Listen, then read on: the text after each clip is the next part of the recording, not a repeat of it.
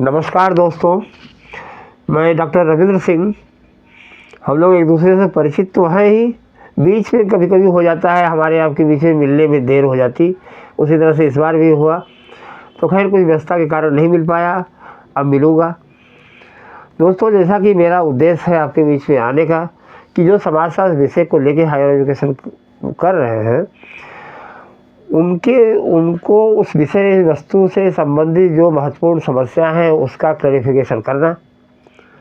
उसी मुद्दों में एक मुद्दा ये भी है, मैग्ना कार्टा भी एक टर्मिनोलॉजी, एक मुद्दा है जिसके बारे में आज हम चर्चा करेंगे आपसे। ठीक है। मैग्ना कार्टा, दरअसल मैग्ना कार्टा को जाने से दो वर्ड है, मैग्ना और कार्टा। ये मैंने लिख भी रखा कि ताकि आपका समय बचे। मैग्ना और कार्टा। मैग्ना का मतलब होता है, अगर शब्द को अलग अलग हम लोग करके देखें तो मैग्ना का मतलब होता है ग्रेट। कार्टा को चार्टर भी बोलते हैं। इसको लैटिन में एक से मैग्ना कार्टा लिबर्टैटम कहते हैं। ठीक है। कॉमनली मैग्ना कार्टा के रूप में हम लोग यूज़ करते हैं। दरअसल मैग्ना कार्टा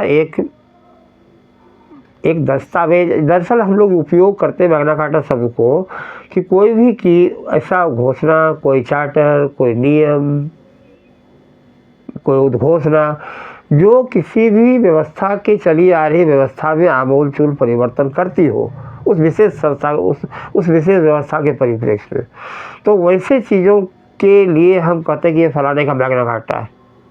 ठीक है, एक चीज़ नंबर 1। नंबर 2 कि अब आप मैग्ना कार्टा को सही मायने में इसका ओरिजिन को समझने के लिए थोड़ा सा हमको इतिहास में जाना पड़ेगा। दोस्तों, हम सभी को स्कूल में इतिहास पढ़े ही है, और इसका इतिहास ये है मैग्ना कार्टा वर्ड का आने का कि इंग्लैंड में 1199 में राजा किंग जॉन एक किंग हुआ करते थे।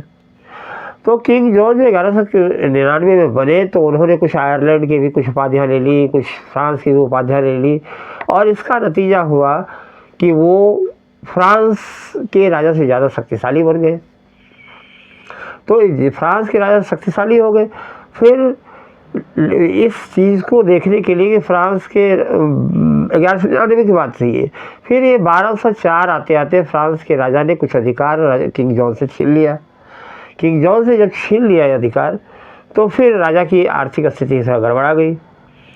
तो आर्थिक स्थिति को सबल करने के लिए किंग जॉन ने अपने बैरन्स को पे टैक्सेस बढ़ा दिए। बैरन्स एक वर्ड है, BARON। बैरन्स दरअसल एक यूरोपियन कंट्री में एक सम्मानित उपाधि है जो आमतौर पे सामंत अभिजात वर्ग को प्रकट करने के लिए उपयोग करते। तो उस बैरनों पे उन्होंने टैक्सेस बढ़ा दिए, और इसका नतीजा हुआ इस तरह की उपाधियां हमारे भी यहाँ भी हुआ करती थी आज़ादी से पहले के कालखंड में। अगर हम देखें, जैसे राय साहब, ये सब तमाम उपाधियां हमारे यहाँ भी हुआ करती थी।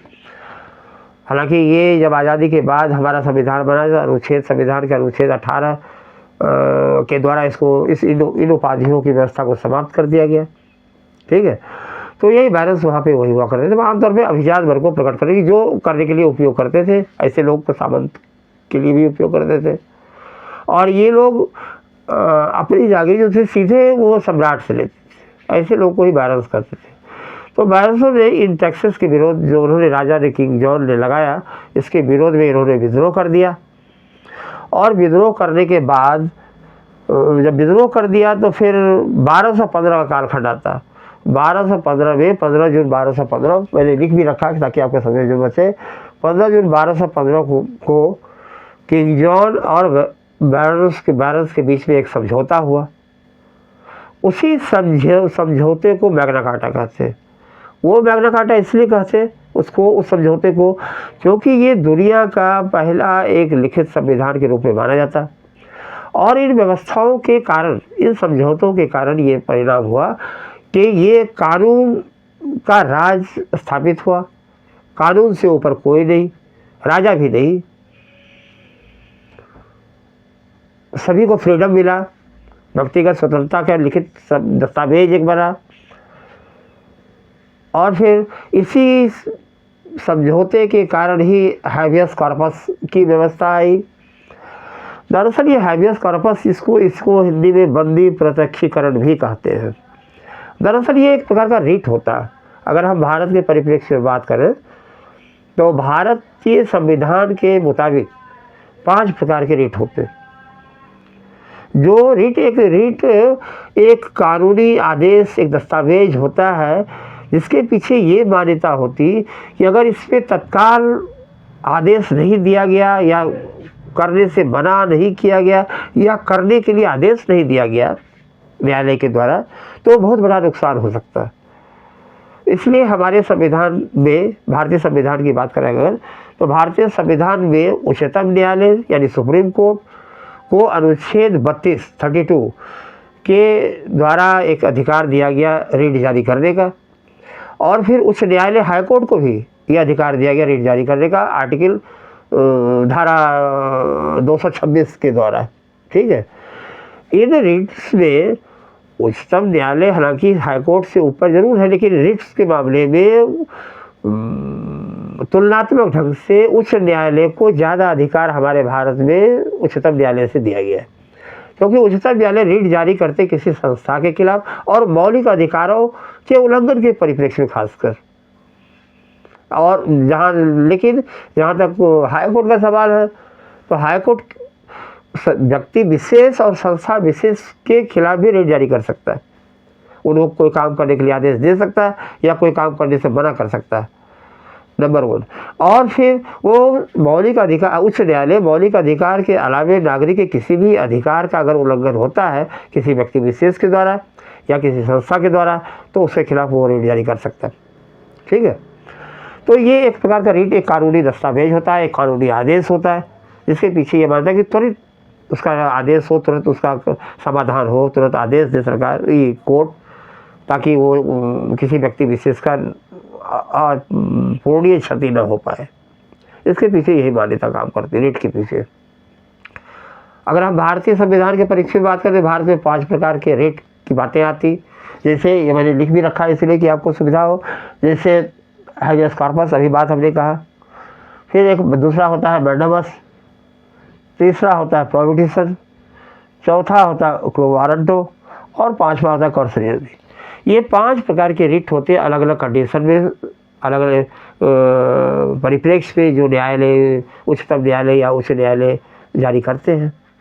ठीक है, तो ये मौलिक अधिकार, खासकर मौलिक अधिकारों को बचाने के ये तरीके हैं। और जहाँ तक रही बात मौलिक अधिकार की, तो हम सभी ने स्कूल में भी पढ़ा है कि मौलिक अधिकार बेसिकली जो मूल संविधान था उसमें 7 प्रकार के थे। भारतीय संविधान के परिप्रेक्ष्य में बात कर रहा हूँ। मूल संविधान में मौलिक अधिकार नागरिकों के लिए जो भाग 3 में आया वो मैग्ना कार्टा ही कहलाता है संवैधानिक रूप से भारतीय परिप्रेक्ष्य में, क्योंकि वो उसमें लोगों को एक मौलिक अधिकार, जीवन जीने का अधिकार दिया गया। इसी मैग्ना कार्टा के परिप्रेक्ष्य में कहा जाता है। इसलिए कहा भी जाता है भारतीय संविधान के भाग 3 को में जो अनुच्छेद 12 से 35 के बीच की चर्चा है उसको मैग्ना कार्टा ही कहते हैं संवैधानिक परिप्रेक्ष्य में। उसमें बहुत सारे अधिकार हैं। उस वक्त बहुत सारे का मतलब 7 अधिकार थे मूल रूप से, लेकिन उसमें से एक अधिकार जो राइट टू प्रॉपर्टी था संविधान का, ये आय का, संपत्ति का अधिकार, उसको संवैधानिक संशोधन 44 में जो कि 1978 में हुआ था, उसको फंडामेंटल राइट से हटा के आज के समय में लीगल राइट कर दिया गया। यानी आप कह सकते हैं कि मूल संविधान में 7 प्रकार के मौलिक अधिकार थे। Right to equality, right to freedom, right to against exploitation, right to religion, right to cultural और एजुकेशनल के संबंध में, राइट टू कॉन्स्टिट्यूशनल रेमेडीज जो आर्टिकल 32 में आता है। इस तरह से 6 अधिकार, मौलिक अधिकार आज के समय में हैं। 7वां जो एक और था जो आर्टिकल 31 में था, जिसकी चर्चा मूल संविधान में, संपत्ति का अधिकार, उसको आज के समय में 44वें संविधान संशोधन के द्वारा, जो कि 78 में वो संशोधन करके उसको हटा दिया गया। आज के समय में right to property fundamental right नहीं होके केवल लीगल राइट के रूप में है। तो इस तरह से हम कहीं भी मैग्ना कार्टा शब्द का उपयोग करते हैं, ठीक है, नंबर 1। अगर हम इसको भारतीय समाज के परिप्रेक्ष्य में भी चर्चा कर सकते हैं, जैसे भारतीय समाज के और समझने के लिए भारतीय समाज के परिप्रेक्ष्य में, जैसे कि कुछ दिन देखिए, एक हमको पता है कि हम बहुत दिनों अंग्रेजों के गुलाम हुआ था, उसी अंग्रेजों की गुलामी के दरमियान ही एक वुड डिस्पैच आया था। वुड डिस्पैच जैसे कि सन चार्ल्स वुड के नाम पे पड़ा है। वुड, सन चार्ल्स वुड हमारे यहाँ भारत के राज सचिव हुआ करते थे और ईस्ट इंडिया कंपनी के बोर्ड ऑफ कंट्रोल के अध्यक्ष भी हुआ करते थे। उन्होंने उस वक्त के गवर्नर जनरल लॉर्ड डलहौजी को शिक्षा व्यवस्था में सुधार करने के लिए एक पत्र लिखा 1854 में, ठीक है।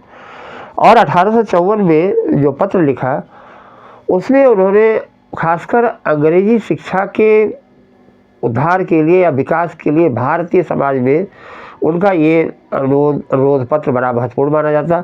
और शिक्षा व्यवस्था के संबंध में उन्होंने कहा कि भारत में अंग्रेजी को लोकप्रिय बनाने का क्या तरीका हो सकता है, वो उसके लिए उन्होंने व्यवस्था की। उन्होंने एक सुझाव दिया अपना, और उन्होंने शिक्षा व्यवस्था में सुधार किया कि भाई जो प्राइमरी एजुकेशन है वो भारत में मातृभाषा जो है उसमें दिया जाए, जो माध्यमिक शिक्षा व्यवस्था है उसमें एंग्लो वर्नाकुलर कहते हैं उसको, स्थानीय भाषा भी और अंग्रेजी भाषा वही शुरू अंग्रेजी भाषा भी दिया जाए, और उच्च शिक्षा जो होगी विश्वविद्यालय की कॉलेज की वो अंग्रेजी माध्यम से होगा। तो इसके कारण अंग्रेजी का विस्तार होगा, अंग्रेजी लैंग्वेज का इंडिया में, और उससे लोगों की स्वतंत्रता बढ़ेगी, अधिकार मिलेंगे, कार्य क्षेत्रों में उनको ज़्यादा अपॉर्चुनिटी मिलेगी। और फिर उन्होंने लंदन विश्वविद्यालय के तर्ज पे भारत में भी 1857 में 1857 में क्या कहते हैं 3 जगह विश्वविद्यालय खोलने की अनुशंसा की, जैसे मुंबई में, कलकत्ता में और तत्कालीन मद्रास में, जिसको आजकल चेन्नई के रूप से में जानते हैं। तो इस तरह से कह सकते हैं कि ये अंग्रेजी शिक्षा में आमूलचूल परिवर्तन, अंग्रेजी शिक्षा के विस्तार में वुड का ये अनुरोध पत्र बड़ा आमूलचूल परिवर्तनकारी रूप में सामने आया। तो इसलिए वुड डिस्पैच को भी हम लोग मैग्ना कार्टा शिक्षा व्यवस्था का के रूप में मानते हैं कि चार्ल्स वुड का ये डिस्पैच माना जाता है शिक्षा व्यवस्था के परिप्रेक्ष्य में, खासकर अंग्रेजी शिक्षा व्यवस्था के परिप्रेक्ष्य में। फिर एक और आप देख सकते हैं कि जो महारानी का विक्टोरिया का जो घोषणा था 1858 में,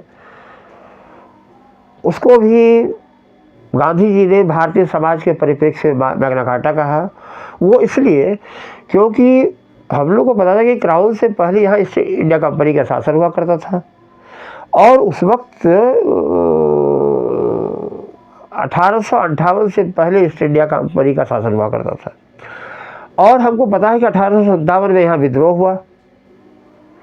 तो 1857 में यहाँ लॉर्ड कैनिंग हुआ करते थे गवर्नर जनरल। तो 1857 के विद्रोह के बाद ईस्ट इंडिया कंपनी की सत्ता क्राउन को हस्तांतरित हो गई, और फिर लॉर्ड कैनिंग ने ही 1 नवंबर 1858 को ये घोषणा किया गया इलाहाबाद में, इसको इलाहाबाद डिक्लेरेशन भी कहते हैं, कि अब के बाद ये सत्ता भारत की जो है वो क्राउन के अधीन हो गई। महारानी विक्टोरिया महारानी कहलाएगी, उनकी अधीन सारी शासन व्यवस्था होगी। और इसका नतीजा ये हुआ कि लोगों को एक मौलिक अधिकार, संवैधानिक अधिकार देगी। सभी नागरिकों में जो मूल भारतीय नागरिक है उनको भी समान, और नागरिकों को समान अधिकार दिया गया। प्रशासन में, एक भारतीय प्रशासन में बड़ा आमूलचूल परिवर्तन लाया गया, और कानून की नज़र में सभी समान माने गए। तो इसलिए इन सब बातों के तत्कालिक समय के परिप्रेक्ष्य गांधी जी ने इस महारानी विक्टोरिया की घोषणा को मैग्ना कार्टा कहा। ठीक है। एक और मैग्ना कार्टा को समझने के लिए आप कर सकते हैं, जैसे आज़ादी के बाद जब कम्युनिटी डेवलपमेंट पर सामुदायिक विकास कार्यक्रम शुरू किया गया ग्रामीण विकास के परिप्रेक्ष्य में, तो चूँकि हम लोग को पता है कि पहले हम लोग बहुत बीमारियों से ग्रसित थे, अशिक्षा थी, गरीबी थी, असमानता थी, बहुत सारी रूरल समस्याएं थी, शहरी भी थी लेकिन रूरल समस्याएं, ग्रामीण समस्याएं थे बहुत थी। तो ग्रामीण समाज में आमूलचूल परिवर्तन करने के लिए 1952 में भारत में सामुदायिक विकास कार्यक्रम कम्युनिटी डेवलपमेंट प्रोग्राम शुरू किया गया, जिसको Magna carta of rural development कहा जाता है। इस कम्युनिटी डेवलपमेंट, क्योंकि ये एक आमूलचूल परिवर्तन, एक हॉलिस्टिक चेंजेस लाने का, ग्रामीण समस्याओं को दूर करने का एक इसमें उपाय किया गया था। तो इसलिए इसको हम कहते हैं Magna carta of rural development. तो खैर, तो कहने का मेरा मतलब ये कि जहाँ भी इस तरह का उपयोग हो मैग्ना कार्टा का, मैग्ना कार्टा का उपयोग हम करते हैं जो तात्कालिक विशेष व्यवस्था में आमूलचूल परिवर्तन, कोई भी कैसा कानूनी दस्तावेज, आदेश, उद्घोषणा या घोषणा हो तो हम उसके लिए मैग्ना कार्टा शब्द का प्रयोग करते हैं। ठीक है। तो मैं समझता हूँ कि मैग्ना कार्टा को आप समझ गए होंगे कहाँ हमको प्रयोग करना है और किसके संबंध में इसका क्या इम्पोर्टेंस है। ठीक है। तो फिलहाल आज के लिए इतना ही, फिर मिलते हैं किसी और ख़ास मुद्दे को लेके। आज के लिए फ़िलहाल इतना ही। Thank you.